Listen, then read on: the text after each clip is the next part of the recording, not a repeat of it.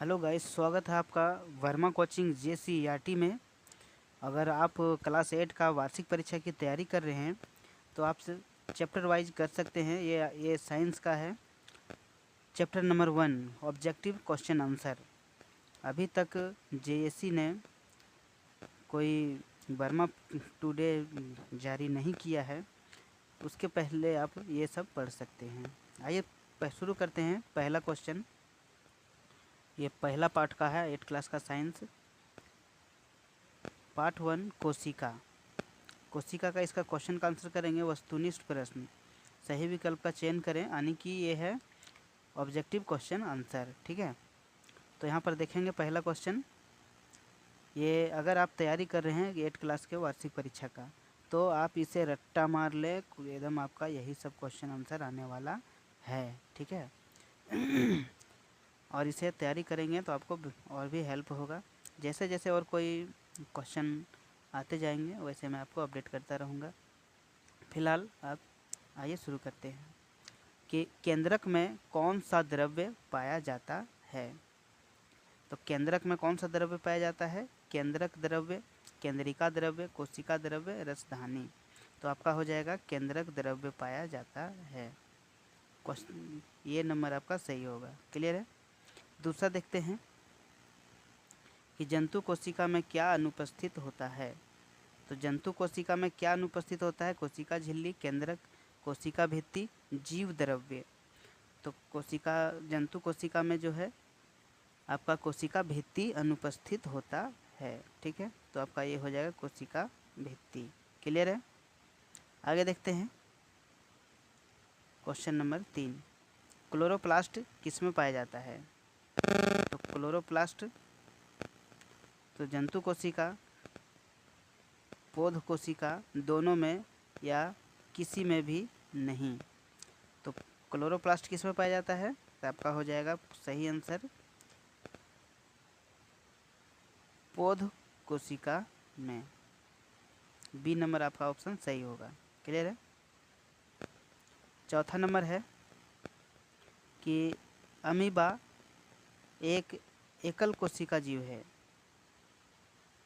इसके एक ही कोशिका में होता है। तो इसके एक ही कोशिका में क्या होता है? कुछ भी करते हैं तो सूक्ष्मदर्शी के द्वारा देखा जाता है। क्लियर है।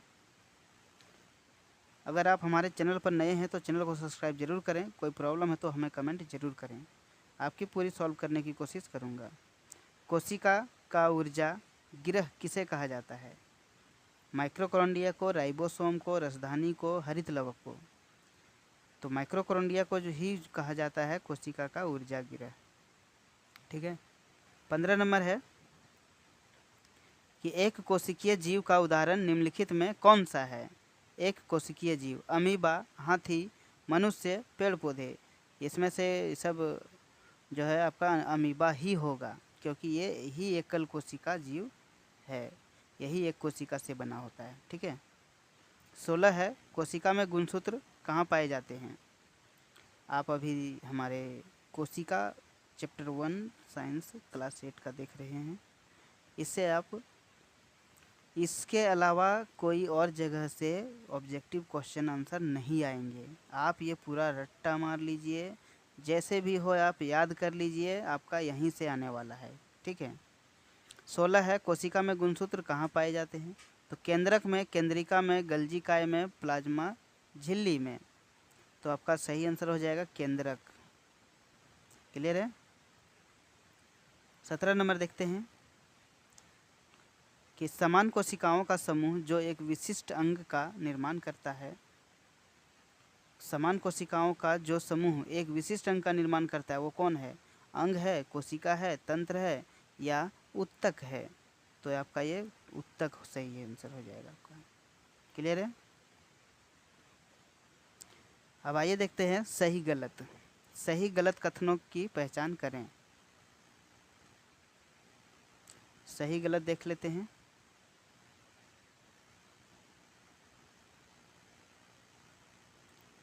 तो आइए इसमें देखते हैं पहला नंबर,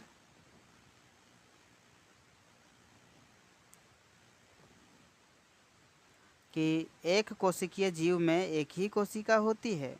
ये तो बिल्कुल सही है कि एक कोशिकीय जीव में बिल्कुल एक ही कोशिका का जीव, एक ही कोशिका होती है। एक कोशिकीय जीव एक ही कोशिका से भी बनी होती है। दूसरा है रक्त कोशिका संखामित होती है, रक्त कोशिका संखामित नहीं होती है, ये गलत होगा। तीसरा है किसी जीव की मूल संरचना अंग है, तो किसी भी मूल जीव की संरचना अंग नहीं है। ठीक है। चौथा है अमीबा की आकृति अनियमित होती है। अभी अमीबा का आकार जो है बदलते रहता है, ठीक है, इसीलिए ये आकृति अनियमित होती है, ये सही है आपका। ठीक है, आगे देखते हैं 5वां नंबर कि मानव में सबसे बड़ी कोशिका तंत्रिका कोशिका होती है। मानव में सबसे बड़ी कोशिका जो है कोशिका तंत्रिका होती है। बिल्कुल सही है, कोशिका तंत्रिका ही सबसे बड़ी कोशिका होती है। 6ठा नंबर देखते हैं पौधे की कोशिकाओं में अपेक्षाकृत बड़ी रिक्तिका पाई जाती है। पौधे की कोशिकाओं में अपेक्षाकृत बड़ी रिक्तिका पाई जाती है, बिल्कुल सही। 7वां है सभी कोशिकाओं में कोशिका भित्ति पाई जाती है। नहीं, सभी कोशिकाओं में कोशिका भित्ति नहीं पाए जाते हैं। देखते हैं 8वां नंबर कोशिका झिल्ली को चयनात्मक प्रागम्य झिल्ली भी कहते हैं। बिल्कुल सही, पौध कोशिका में आप ये पढ़ेंगे। केंद्रक झिल्ली कोशिका द्रव्य और केंद्रक के बीच पदार्थों के आवागमन को नियंत्रित करती है। बिल्कुल सही करती है।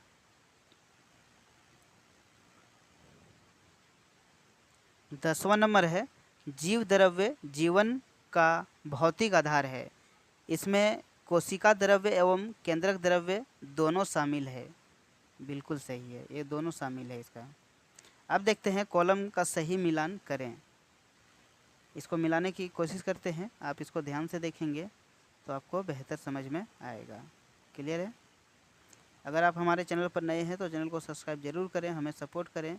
इसी तरह से आपके लिए और अगला चैप्टर का भी क्वेश्चन का आंसर लेकर आएंगे। ठीक है, आइए मिलान करते हैं। एक कोशिकीय जीव, तो एक कोशिकीय जीव क्या है? पादप कोशिका, चयनात्मक कोशिका, अमीबा। अमीबा ही है जो एक एकल कोशिका जीव है, अभी हमने उधर भी पढ़ा है। ठीक है। दूसरा है कोशिका भित्ति, तो कोशिका भित्ति कहाँ पर होती है? कोशिका भित्ति याद रखिएगा पादप कोशिका में होती है। ठीक है।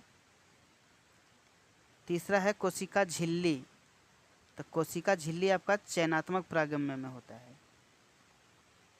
ठीक है। चौथा है कोशिकाओं का समूह।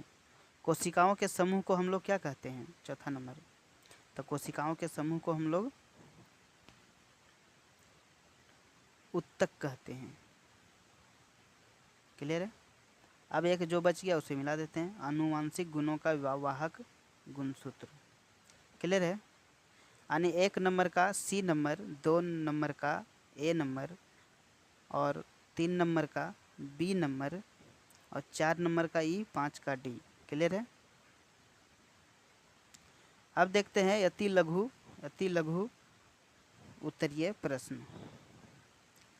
ये जो है बहुत लघु, तो इसका आंसर जो है हम लोग एक लाइन एक शब्द में देंगे। ठीक है, इसी को कहते हैं अति लघु उत्तरीय प्रश्न। क्लियर है? आइए इसका उत्तर हम एक वाक्य में देते हैं। कहा गया है कि कोशिका के किस भाग में कोशिकांग पाए जाते हैं? तो कोशिका के किस भाग में कोशिकांग पाए जाते हैं? कोशिका द्रव्य में पाए जाते हैं, तो इसका आंसर हो जाएगा कोशिका द्रव्य।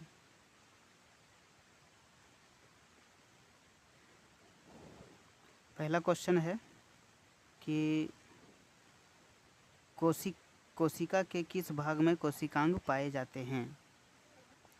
तो 1 नंबर का आंसर होगा केंद्रक द्रव्य। ठीक है। दूसरा है सजीव में आनुवांशिक गुणों का वाहक कौन होता है? दूसरा हो जाएगा कोशिका भित्ति। कोशिका भित्ति जो होता है आनुवांशिक गुणों का वाहन होता है। पहला क्वेश्चन है कि कोशिका के 3 प्रमुख घटक के नाम लिखें। यति लघु उत्तरीय प्रश्न। पहला नंबर है कोशिका के किस भाग में कोशिकांग पाए जाते हैं? तो कोशिका के कोशिका द्रव्य में कोशिकांग पाए जाते हैं। ठीक है। दूसरा है सजीवों में कि सजीवों में आनुवांशिक गुणों का वाहक होता है। तो सजीवों में आनुवांशिक वाहक जीन होता है। क्या होता है? जीन। तीसरा है कि पौधों की कोशिका में सबसे बाहरी परत को क्या कहते हैं? तो पौधों में कोशिका की सबसे बाहरी परत को क्या कहते हैं? तो कहते हैं उसे कोशिका भित्ति कहते हैं। क्या कहते हैं? कोशिका भित्ति। चौथा देखते हैं कि कोशिका की खोज किस वैज्ञानिक ने की थी? तो कोशिका की खोज जो है रॉबर्ट हुक ने की थी। किसने की थी? रॉबर्ट हुक ने की थी। क्लियर है। 5वां नंबर देखते हैं कि जीवन की मूलभूत इकाई किसे कहते हैं? तो जीवन की मूलभूत इकाई कोशिका को कहते हैं। क्लियर है। किसे कहते हैं? कोशिका को कहते हैं। ये क्वेश्चन आंसर हुआ पूरा अति लघु का। अब देखते हैं लघु उत्तरीय क्वेश्चन आंसर। ठीक है। तो पहला क्वेश्चन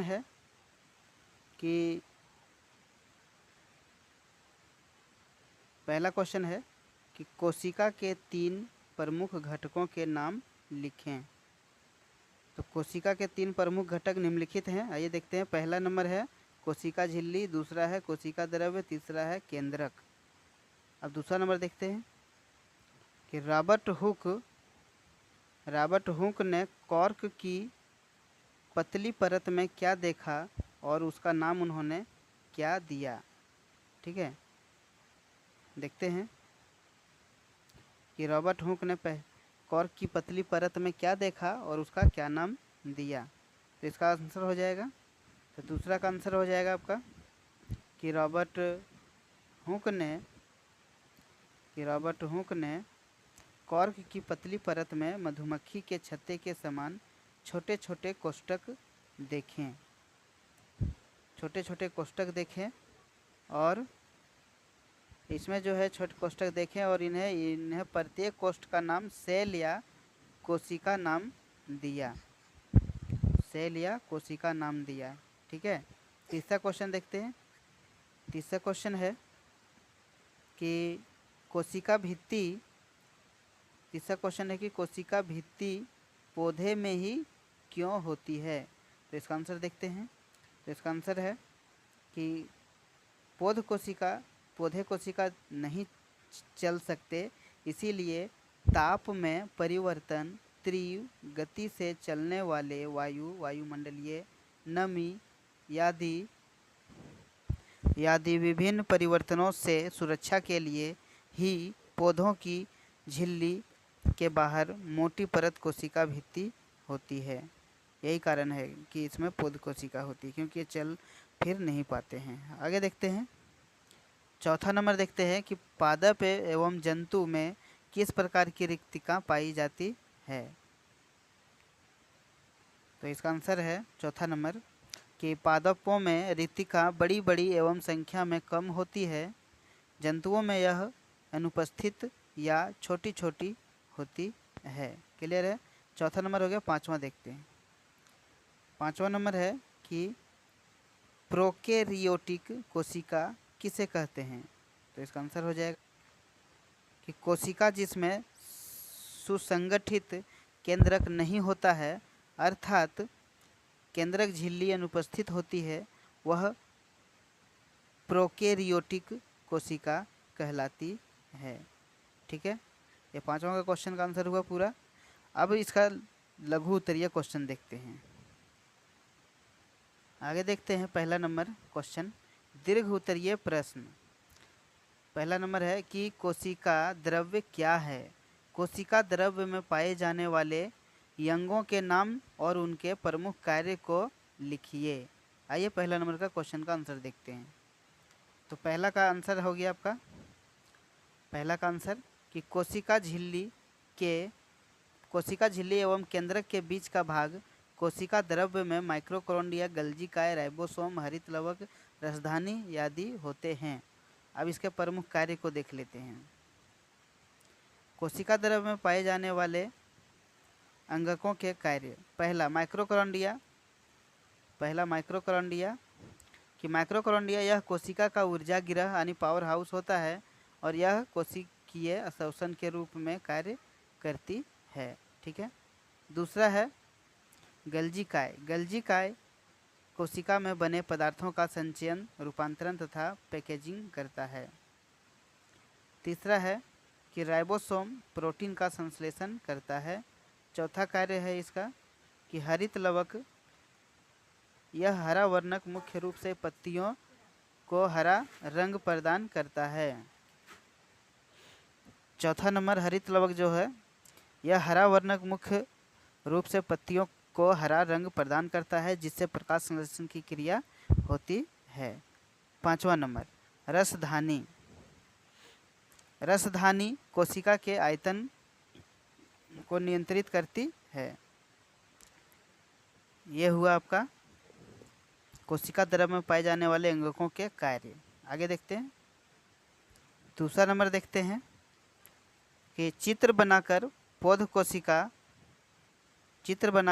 कोशिका एवं जंतु कोशिका में अंतर स्पष्ट कीजिए। चित्र बनाकर, तो आइए इसका आंसर देखते हैं। जैसा कि आप यहाँ देख पा रहे हैं कि पौधे एवं जंतु कोशिका की तुलना चित्र बनाकर विभिन्न अवयवों को दर्शाते हुए करें। तो इसको हम दिखा देते हैं आपको कि यहाँ पर दो चित्र बना हुआ है। एक चित्र है आपका पादप कोशिका और एक है जंतु कोशिका। ये चित्र बना लेंगे, आपको चित्र दिखाया गया है पादप यानी पौधे और एक जंतु कोशिका का है। ठीक है, एक चित्र और एक ये दो चित्र, ये दोनों को आप बना लेंगे। ठीक है, उसके बाद जो जो लिखा हुआ है लिख देंगे और इसके अंतर आप लिखेंगे। तो इसमें लिखेंगे कोशिका का भाग, कोशिका झिल्ली, कोशिका भित्ति, केंद्रक और केंद्रक झिल्ली। पादप कोशिका है उपस्थित, कोशिका झिल्ली में पादप कोशिका उपस्थित होती है, कोशिका भित्ति में भी उपस्थित होती है और जंतु कोशिका में उपस्थित होती है और कोशिका झिल्ली अनुपस्थित होता है। केंद्रक जो है पादप कोशिका में कोशिका भित्ति के पास होता है और केंद्रक जंतु कोशिका में मध्य में होता है। केंद्रक झिल्ली पादप कोशिका में उपस्थित होता है, केंद्रक झिल्ली जंतु कोशिका में उपस्थित होता है, दोनों में होता है। ठीक है, केंद्र कोशिका द्रव्य पादप कोशिका में उपस्थित होता है और जंतु कोशिका में भी उपस्थित होता है। जैसा देख सकते हैं प्लेस्टिड इसमें दोनों में एक में उपस्थित होता है, जंतु में पादप में उपस्थित होता है और जंतु में अनुपस्थित होता है। ठीक है, रिक्तिकाएँ देख सकते हैं, रिक्तिकाएँ जो है जंतु पादप कोशिका में उपस्थित होती है, स्पष्ट एवं बड़ी होती है और जबकि जंतु कोशिका में प्राय अनुपस्थित और बहुत छोटी होती है। ठीक है, ये हो गया। अब आगे देखते हैं तीसरा नंबर कि कोशिका द्रव्य एवं केंद्रक द्रव्य में अंतर लिखिए। यहाँ पर है, यह दोनों द्रव्य को संयुक्त रूप से क्या कहा जाता है। तो देखते हैं तीसरा का उत्तर कि संयुक्त रूप से जीव द्रव्य कहते हैं। कोशिका द्रव्य एवं केंद्रक द्रव्य में अब अंतर देखते हैं। ठीक है, पहला अंतर देखते हैं कि कोशिका द्रव्य कोशिका झिल्ली के अंदर केंद्रक को छोड़कर संपूर्ण पदार्थ के बीच पाए जाने वाले द्रव्य को कहते हैं, जबकि कोशिका झिल्ली में केंद्रक के अंदर पाए जाने वाले द्रव्य को केंद्रक द्रव्य कहते हैं। दूसरा अंतर देखते हैं कि कोशिका द्रव्य मुख्य कार्य कोशिका के विभिन्न अंगकों को एक साथ बांधकर रखना है। कोशिका द्रव्य प्रत्येक अंग को आवश्यक पदार्थों की आपूर्ति करता है। यह कोशिका के विभिन्न उपापचयी क्रियाओं को नियंत्रित करता है, जबकि केंद्रक का मुख्य कार्य डीएनए और आरएनए का भंडारण करना है। यह कोशिका के विकास, वृद्धि और विभाजन के महत्वपूर्ण भूमिका निभाता है। यह हो गया दो अंतर कम से कम। आइए देखते हैं आगे क्वेश्चन। चौथा नंबर देखते हैं कि कोशिका झिल्ली को चयनात्मक परागण क्यों कहा जाता है। तो चौथा का आंसर देखते हैं कि कोशिका झिल्ली एक कोशिका को दूसरी कोशिका एवं घेरे हुए माध्यम से अलग करती है। यह कोशिका को एक निश्चित आकृति प्रदान करती है और आंतरिक अंगकों को सुरक्षा प्रदान करती है। यह सरंध्र अर्थात छिद्र युक्त होती है। यह चयनित पदार्थों को अंदर आने तथा हानिकारक पदार्थों को बाहर जाने देता है। इसीलिए इसे चयनात्मक परागण कहा जाता है।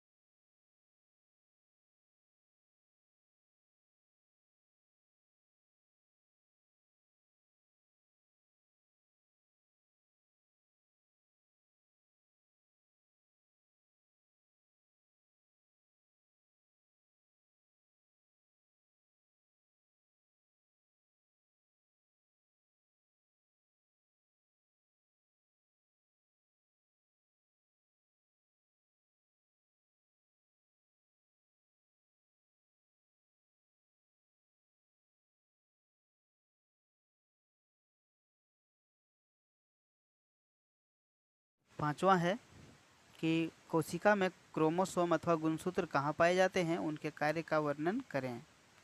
तो पांचवा नंबर देखते हैं कि कोशिका में क्रोमोसोम अथवा गुणसूत्र केंद्रक में पाए जाते हैं। गुणसूत्र जीन के धारक हैं तथा आनुवांशिक गुणों अथवा लक्षणों को जनक से अलग अगली पीढ़ी में स्थानांतरित करते हैं। ये चैप्टर फर्स्ट का हुआ पूरा। इसी तरह से वीडियो पाने के लिए एंड जीके क्यूज के लिए सब्सक्राइब करें एंड सपोर्ट करें हमें। धन्यवाद। Thanks for watching my video. Please like, subscribe and share for all friends.